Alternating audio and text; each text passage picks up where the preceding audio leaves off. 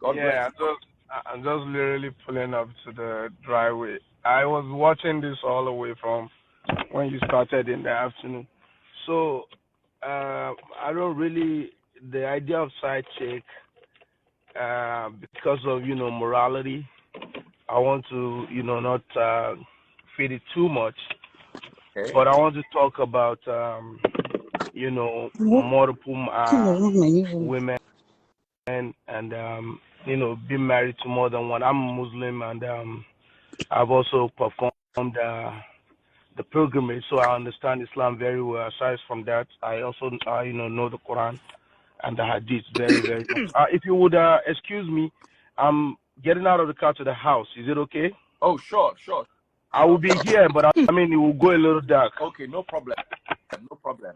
We Okay, have so somebody else in the meantime. Let's hear. Now, the Quran allows a man that is eligible to marry more than one, provided he can maintain equality. And you rightly said, Islam forbade adultery or any kind of extramarital affair with anybody if you have not paid their dowry or sadaki, as Islam referred to it. Now, this is to the extent of people not, we humans, back in the days of these prophets, because you take my woman, I can wage war against your clan.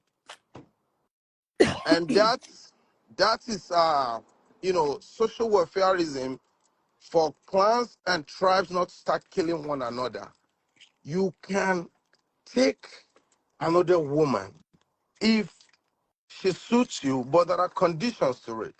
Now, leaving that, going to the number of women, 1, 2 to 4, and you are also correct that if you get to the, you want to take the fifth one, but maybe perhaps your first is old, you can divorce and give her a quarter of your wealth. Now, today's reality, the Western world, matrimonial causes acts. They lifted the laws from England and gave it to us in Nigeria as to how to marry and how do we do it and the terms. Now, people get married.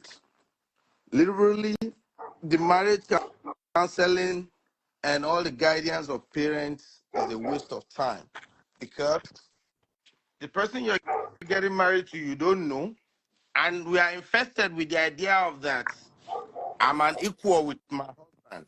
I'm not saying anybody's beneath anybody, and I'm not trying to talk to the gallery. I just want us to understand that if we keep these rules, marriages will work. Otherwise, we'll keep having divorces here and there. Now, people whom are going to marriage are infested with, the term wokeness. I'm an equal with my man, and I stand beside him. Usually, our mothers made us realize they follow their husband, but standing beside him these days is swapping roles. Women begin to see themselves as men, and they viciously do it that the place of a man is being challenged.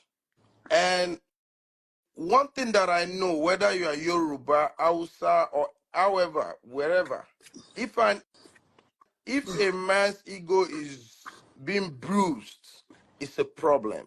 And this one goes back also to your emotions, the ability to want to bench the woman drops because of all these Western ideas. Now, whoever takes care of you, whoever is nice to you, you gravitate to them more. Okay. That's natural. Now, as a Muslim, somebody troubles you, wants to drag the wheel with you in the house, thinks they can talk down at you because they feel like it's today's world of equality. You are gradually going to lose your man. And someone else somewhere will call them king, make them feel like a king, treat them right, they will gravitate towards them. Now, if you're unfortunate, the person is a Muslim, they can ask for their hand in marriage, provided they can maintain equality. And it continues like that all the way to the fourth level. Now, I am not a Christian. I don't want to give too much account on Christianity or marriage, because I kind of see that the Western law is the Matrimonial Causes Act is actually kind of fashioned around the Christian law on marriage. The colonialist perspective on the Christian law on marriage. Okay. Now, Daddy Freeze, I don't want to really mention names, but very notable old lawyer. That's the man that cut my legal tooth. Very reputable. He has a son that's about my age at the time I joined his law firm, about 2009. I mean, till date is probably about how many years? We're talking about 14, 15 years ago. This man was a deacon, and I know that it's kind of forbidden for deacons to take second wives or not. Am I correct? I'm not very, vaguely. Yeah. Typically, I'm gonna be, Now there was a day we got talking. It sometimes want to, have a chat and test you, see where you are. He said, "Do you think it's wrong to have a second wife?" I said, I wasn't married then. I said, I can't tell because I don't even know what you would look like to have one yet. He said, well, we are deceiving ourselves by thinking having one wife makes you a responsible and better man in the society. Tons of your leaders, tons of your deacons and religious, Christian religious leaders have children outside their marriages, but they keep it on the low, especially in Africa, because those women would accept to be a partner and not make noise provided they are being taken care of. And that's hypocrisy. And I said, yes, sir. We couldn't, because we noticed that when his first child comes to the office, that kid by another woman, they don't want to see him. And they were all old. I mean, at that time, well over 30. Now, coming to what we are facing today regarding marriage, our situation, we cannot let one man go with one woman. It's absolutely not the way nature have it. Daddy Freeze, one man can sleep with 10 women in 10 different locations in a day without getting tired. That's the way anatomy and human nature is. And now when we say, I'm not arguing, I'm just stating, I mean, I just want to give I wanted to contribute, I'm not arguing. So when we say that this man that has this high libido deal with that one that can only give him half of what, not even a quarter of it, when they venture outside? When? How? We want to talk about discipline. Okay, we know that. Then some cannot restrict it. They don't want to be known. They begin to talk about going for the youngins. I don't want to mention the word, what I mean? The ones that they will be, hitting them when they get to jail because of the kind of act they've committed. So until we accept that the nature is not what we are practicing, the problem of people having children without people knowing until they pass on will continue. The female folks would disagree with me generally on this, that during a man's lifetime, especially the American people whom we see as our, role model, the law says one man to one woman, agreed. But that if we check this out, somebody in this country during their lifetime, let's say they age up to like 90 something, will be married at least 4 times. And technically, they would have committed polygamy, but not they are not doing it simultaneously. Because, you'll be married to Miss A, for instance, and you had all that fun, good time. After 10 years, you got bored and got tired. Let her send her packing. Then you pick the next one to the next one to the next one. Now, that's the way they are going around it. Some people are coming up with different kind of ideas of different, doctrines as to marriages, but they cannot transact it in the law court because the law forbade it completely. Now, how do you really manage a man? One, you need to take care of today's women, particularly. You need to take care of your character.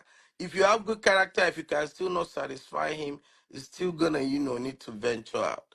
And now the men too do not also want to go into that, societal judgment of is not responsible by having multiple wives. They will not start doing pay as you go, aka side chick, because you literally place them on like some kind of incentives to be with you.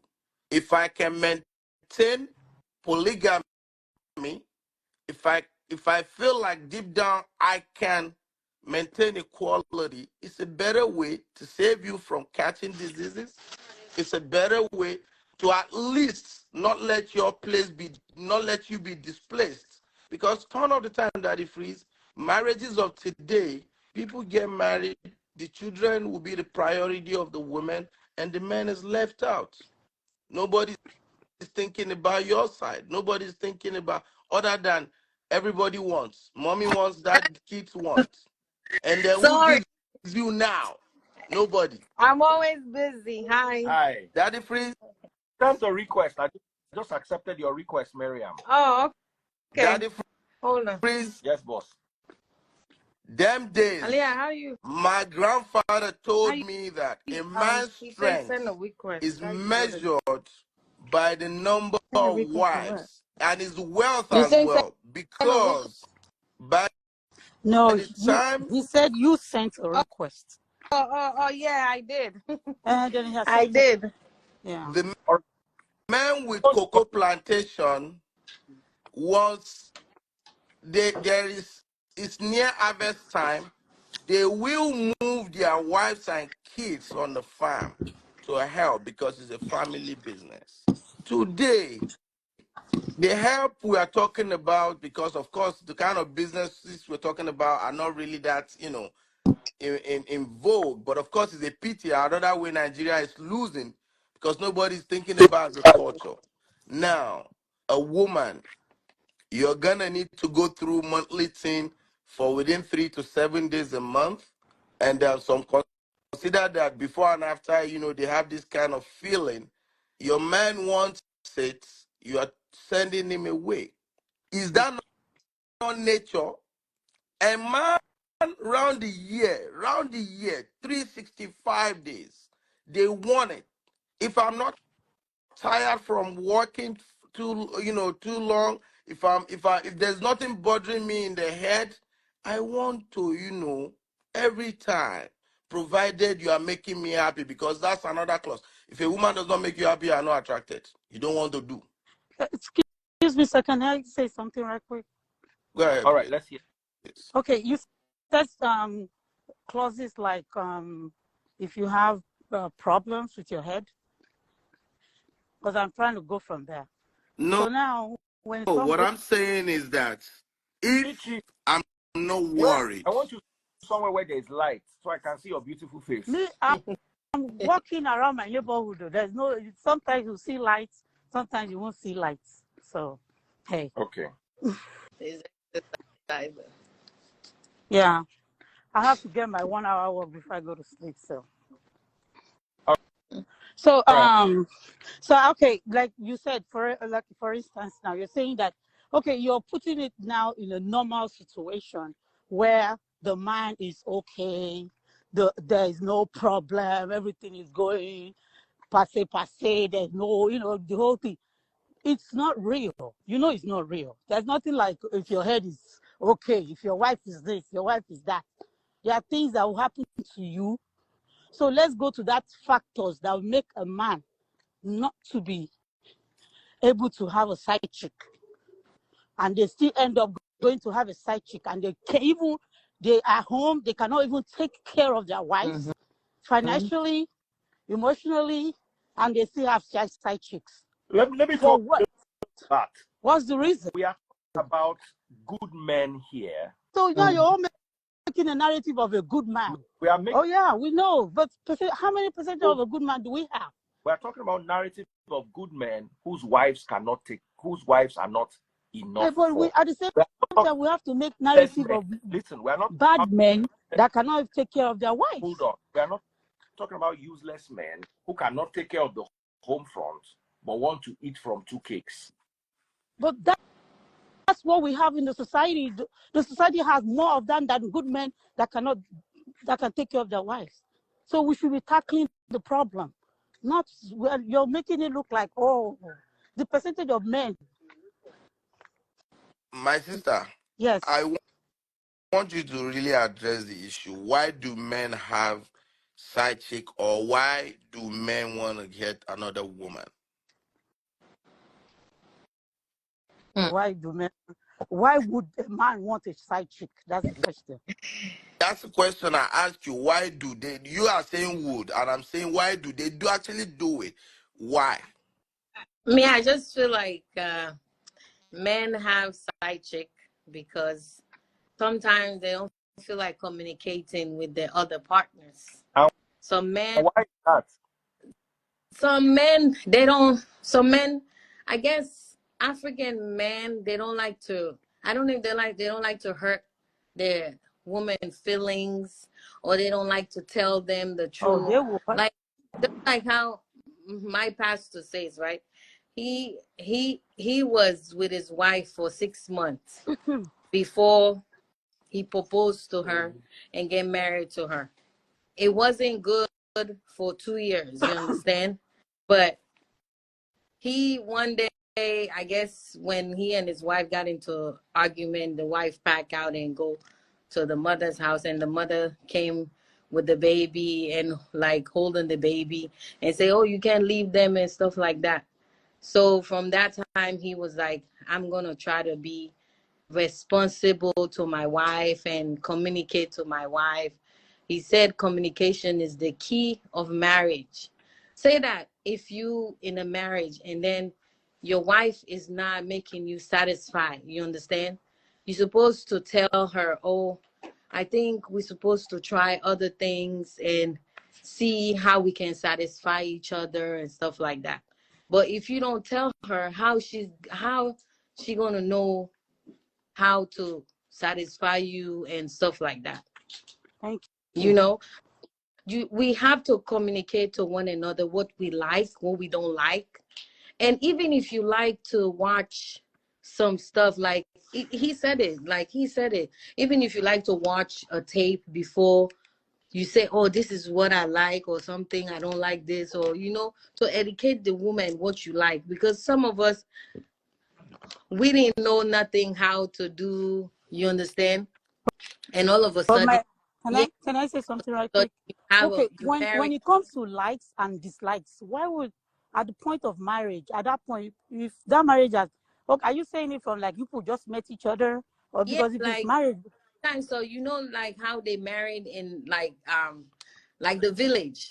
Say you're gonna marry when you're virgin, you don't know anything about the SCS. I can understand. You don't know anything about that, and the men know a lot about it. You understand? The man's supposed to educate the woman instead of saying, "Oh, this woman don't know how to satisfy me. This woman don't know nothing about anything." You understand? So that's how it's supposed to be. You're supposed to communicate with your wife. Say, "Oh, I think we need to do something for us to be excited in the relationship." To me, I think excitement is every day. It's supposed to bring new things. I get, but our African men, maybe it comes back with love. When you bring new style or new thing, maybe your friends say, "Oh, try this," and you come home, they're like, "Oh, are you be like you're meeting somebody else?"